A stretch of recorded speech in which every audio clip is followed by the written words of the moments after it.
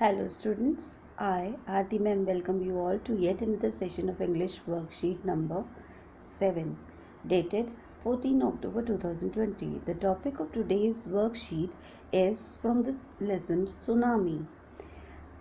It is the continuation of previous worksheet of this chapter. Let us take the question number A. It is said that animals have special powers and can sense danger. Let's read about animal behavior. Animals become restless before earthquake. Dogs can sense when their owners are coming home. Birds fly thousands of kilometers to migrate. अब बच्चों इसमें ये क्या कह रहे हैं? ये कह रहे हैं कि क्वेश्चन नंबर ए जो है वो ये कहता है कि एनिमल्स जो हैं उनके पास स्पेशल पावर्स होती हैं. किस बात की स्पेशल पावर होती है कि वो सेंस कर लेते हैं, उनको आभास हो जाता है कि डेंजर यानी कोई जो विपदा आने वाली है वो कहाँ से आने वाली है और वो आने वाली है. तो उसके लिए वो क्या करते हैं, वो जैसे कि एनिमल्स जो होते हैं अगर उनको अर्थक्वेक का पता चल जाता है तो वो रेस्टलेस हो जाते हैं, घबरा जाते हैं. डॉग्स जो हैं अगर उनको पता चले कि हम उनके ओनर आ रहे हैं तो वो उस चीज़ को सेंस कर लेते हैं. बर्ड्स जो हैं वो माइग्रेट करती हैं. माइग्रेट का मतलब एक जगह से दूसरी जगह जाके रहना. तो वो जो करती हैं वो थाउजेंड्स ऑफ किलोमीटर्स जो है वो कवर करके करती है. ये बेटा वो तब करती है जब उनका जैसे सीजनल चेंज हो जाता है और जो उनका प्रेजेंट हैबिटाट है जहाँ पे वो पहले से रह रहे हैं वो जो है वो अब अडाप्टेबल नहीं है उनके लिए, वो अनुकूल नहीं है उनके लिए. ठीक है, इसलिए वो चेंज करती है. तो let's see the tsunami killed 1,50,000 people but only few animals died. In part 3 of this lesson you will read how animals save themselves. अब हमारे पास ये जो part 3 आ रहा है इसमें हमें पता चलेगा कि एनिमल्स ने सिर्फ कुछ ही एनिमल्स क्यों मरे थे जब सुनामी आई थी. लोग में तो 1.5 लाख लोग मर गए थे, लेकिन जो एनिमल्स मरे थे वो बहुत कम मरे थे. ऐसा क्यों था, उसका कारण हमें ये पैसेज पढ़ के पता चलेगा. चलो बच्चों हम ये पैसेज पढ़ते हैं और इससे रिलेटेड हम क्वेश्चन आंसर्स भी कर लेंगे बेटा. अब ये कहता है page 29 of honeydew book. Before the giant waves slammed into the coast in India and Sri Lanka, wild and domestic animals seemed to know what was about to happen. They fled to safety. According to the eyewitness account, elephants screamed and ran on for higher grounds. Dog refused to go outdoors. Flamingo abandoned their low-lying breeding areas, and zoo animals rushed into their shelter and could not be enticed to come out. अब देखो बच्चों इसमें कुछ words हैं जो आपको समझ नहीं आ रहे होंगे. एक है स्लैम्ड, जब हम किसी चीज़ को ज़ोर से दे मारते हैं किसी और चीज़ पे तो वो कहता है स्लैम्ड. ज़ोर से फोर्सफुली किसी चीज़ को दे मारना, पटक देना, ठीक है, वो स्लैम्ड कहलाता है. जायंट आपको पता है बहुत ऊंची वेव्स, ठीक है, जिनकी ग्रेट हाइट्स हो. डोमेस्टिक एनिमल्स आपको पता है और वाइल्ड एनिमल्स भी पता है. वाइल्ड एनिमल जो कि फॉरेस्ट वगैरह में रहते हैं और डोमेस्टिकेटेड एनिमल्स जो होते हैं जो घर में हम रखते हैं, पेट्स वगैरह. ठीक है, ये कह रहे हैं, अब इस लाइन का मतलब समझ लो. ये कहते हैं कि जैसे ही जाइंट वेव्स, सुनामी में जाइंट वेव्स आती है ना बेटा, स्लैम्ड इनटू द कोस्ट, उन्होंने अपने आप को फेंक दिया बहुत फोर्स के साथ कोस्ट पे. किसके कोस्ट पे? कोस्ट मतलब किनारा. किसके किनारे पे? इंडिया के और श्रीलंका के. तो क्या हुआ, वाइल्ड एनिमल्स जो कि जू में रहते हैं या जो कि वो फॉरेस्ट में रहते हैं, वो एनिमल्स और जो डोमेस्टिक एनिमल्स है जो घर में पेट्स रखे थे, सीम टू नो, उनको पता चल गया कि क्या होने वाला है, व्हाट वुड हैपन. ठीक है, दे फ्लेड टू सेफ्टी. वो क्या करे, वो फ्लेड मतलब वो चले गए सेफ्टी अपनी. उन्होंने खोज लिया कि हम अपने आप को कैसे से सावधान हो गए ना, तो उन्होंने अपने आप को खोज लिया कि हम कैसे सेव करें. According to an eye witness, एक चश्मदीद गवाह ने देखा और उसने कहा, अकाउंट, उन्होंने ये बताया कि एलिफेंट्स जो थे, ये एलिफेंट्स के बारे में मैं कह रहे ना, screamed and ran for higher grounds. अब ये क्या करे, उन्होंने क्या किया, वो ज़ोर ज़ोर से चिल्लाने लगे और वो भागने लगे. ऊंचे जहाँ पे हायर ग्राउंड था वहाँ पे भागने लगे. अब डॉग्स के बारे में, dog refuse to go outside. Dogs ने बाहर जाने से मना कर दिया। और फ्लेमिंगो जो थे, ये वाली बर्ड होती है बेटा, आपने देखी होगी, पिंक कलर की होती है, बहुत सुंदर लगती है, जू में है, सारस के जैसा होता है लेकिन ये पिंक होता है। फ्लेमिंगो जो थी उसने अबेंडन, मतलब उसने छोड़ दिया, त्याग दिया, उसने त्याग दिया किसको, लो लाइंग ब्रीडिंग एरियाज। वो कहाँ चले गए, वो जहाँ पे कि जो निचला तल होता है, जैसे प्लेन उस होती है ना, उसको छोड़ के वो ऊंचाई की तरफ चले गए। एंड जू animals rushed into the shelter. और जो जू एनिमल्स थे वो क्या करने लगे, वो रश करने लग गए टू देयर शेल्टर, जो उनका शेल्टर है। आपने देखा है जू में केव्स बनी होती हैं या कोई जगह होती है जहाँ पर उनके रहने के लिए होती है, तो वो वहाँ के अंदर चले गए, उसमें चले गए, गुफाओं में चले गए, या अपनी जो उन्होंने शेल्टर बनाया था उसमें चले गए। And could not be enticed to come out, और उन्हें किसी भी तरीके से प्रलोभन दे के बाहर नहीं बुलाया जा सकता था। अब हम सेकंड पैराग्राफ देखते हैं बच्चे।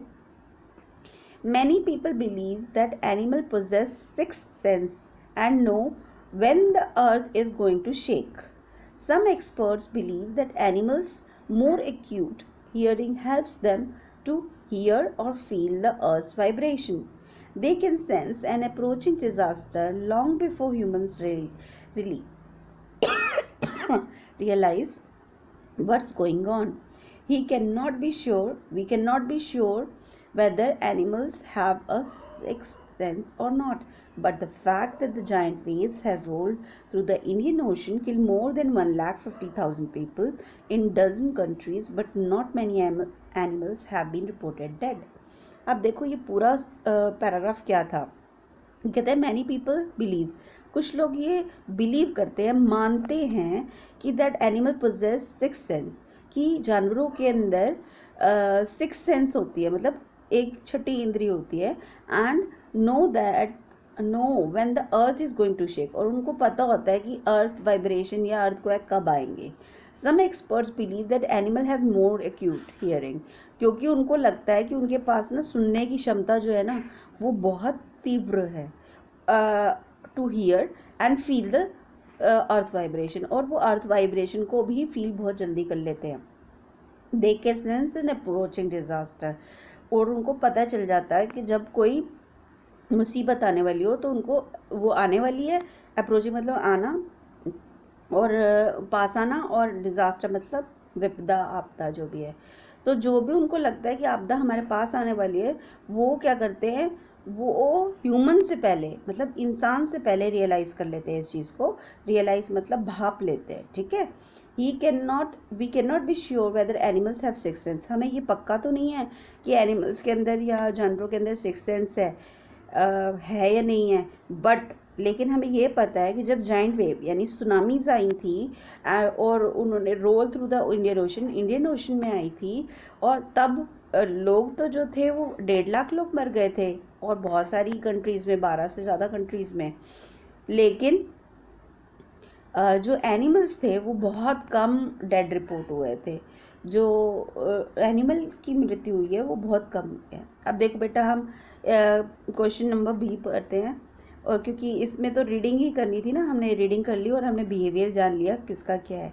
अब एलिफेंट्स का क्या बिहेवियर है, ये देखो क्या लिखा है। Account elephant scream and ran for higher grounds, आप यहाँ पे ये लिख दोगे, एलिफेंट स्क्रीम्ड,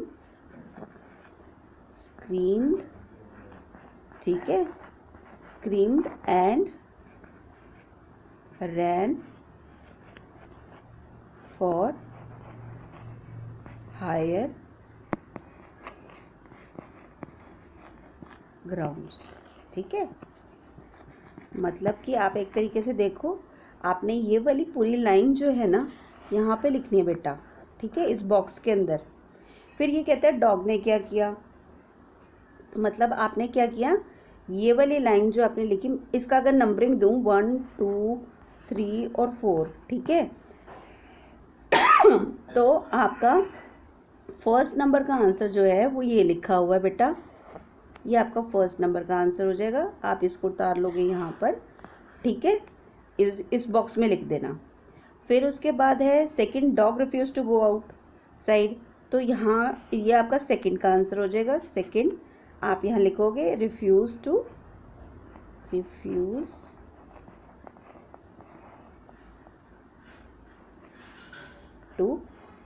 गो आउटसाइड। ठीक है बेटा, ये बॉक्स के अंदर ही लिखना। अब मेरे से तो लिखा नहीं जाएगा ना। अब थर्ड क्या हुआ, फ्लेमिंगो ने क्या किया, यहाँ पे आंसर लिखा है abandon their low lying breeding areas. ये आपका थर्ड का आंसर है बच्चे। यहाँ से आप लिखोगे, इसमें यहाँ पे लिखोगे क्या, मैं इसको यहाँ लिख देती बेटा,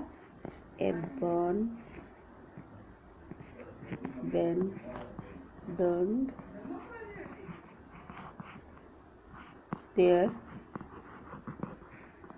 low lying breeding एरियाज। ठीक है बेटा, ये यहाँ आ जाएगा। तो मतलब हमने क्या देखा, हम एक बार फिर देख लेते हैं बच्चे।